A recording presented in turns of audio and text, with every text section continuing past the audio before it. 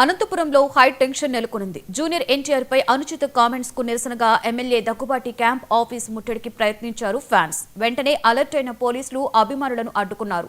ఎమ్మెల్యేకు వ్యతిరేకంగా నినాదాలు చేశారు. బహిరంగ క్షమాపణ చెప్పాలి అని డిమాండ్ చేశారు. లేకుంటే ఉద్యమాన్ని ఉధృతం చేస్తామని హెచ్చరించారు.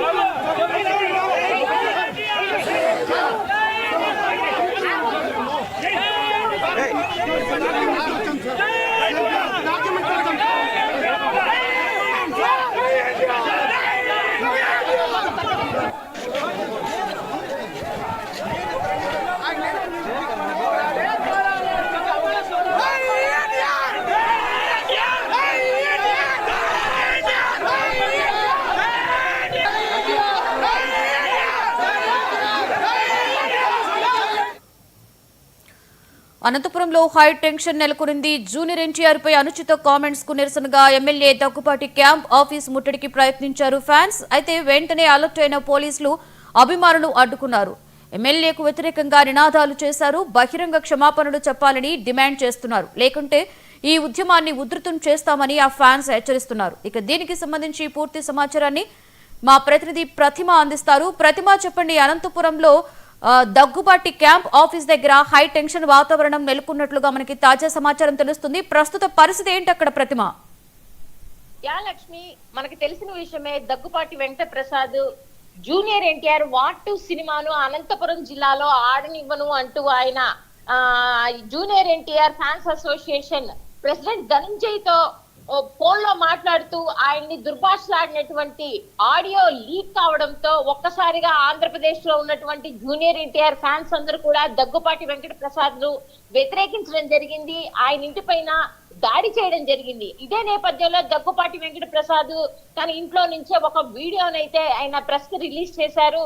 తను జూనియర్ ఎన్టీఆర్ ని ఏమీ అనలేదని, అది ఎవరో కావాలని తన మీద కక్షతో ఈ ఆడియో లీక్ చేశారని ఆయన చెప్పడం జరిగింది. కానీ అది దానికి వాళ్ళు అంగీకరించినటువంటి ఫ్యాన్స్ మరుసటి రోజు ఆయన అనంతపురం జిల్లాలోని ఆయన కార్యాలయం పైన, ఆయన ఇంటి పైన దాడి చేసి 4 గోడల మధ్య నువ్వు క్షమాపణ చెప్తే కుదరదు, బహిరంగంగా వచ్చి రోడ్డు పైన జూనియర్ ఎన్టీఆర్ కు ఆయన ఫ్యాన్స్ కు క్షమాపణ చెప్పాలని డిమాండ్ చేశారు లక్ష్మి. అయితే అది జరిగి వారం కావస్తున్నప్పటికీ కూడా దగ్గుబాటి వెంకట ప్రసాద్ బహిరంగంగా వచ్చి ఎన్టీఆర్ కు క్షమాపణ చెప్పకపోవడంతో ఈ రోజు అనంతపురం జిల్లాలోనే కాకుండా పొరుగు జిల్లాలైనటువంటి కర్నూలు, ఆదోని, నెల్లూరు నుంచి కూడా భారీ సంఖ్యలో అభిమానులు, దాదాపుగా 200 మంది అభిమానులు ఈ రోజు ఆయన క్యాంపు కార్యాలయం పైన దాడి చేశారు. ఇదే నేపథ్యంలో పోలీసులు వాళ్ళని అదుపులోకి తీసుకుని అరెస్ట్ చేశారు లక్ష్మి.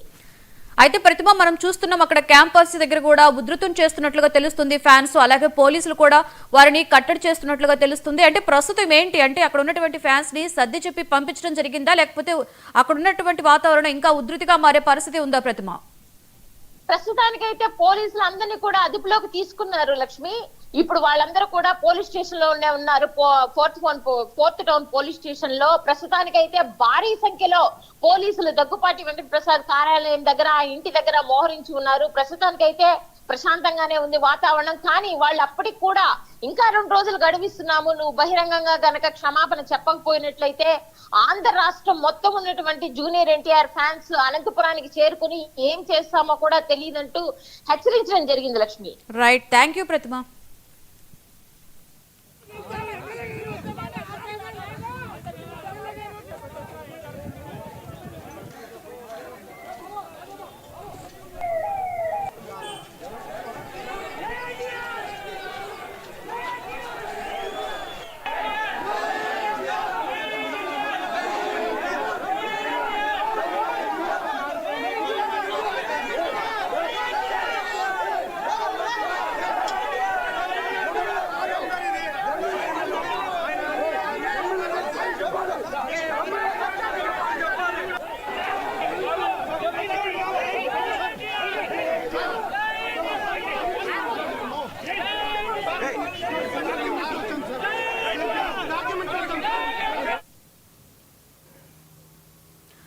పేదలు బహుజనుల కోసం నిరంతరం పోరాడిన గొప్ప నేత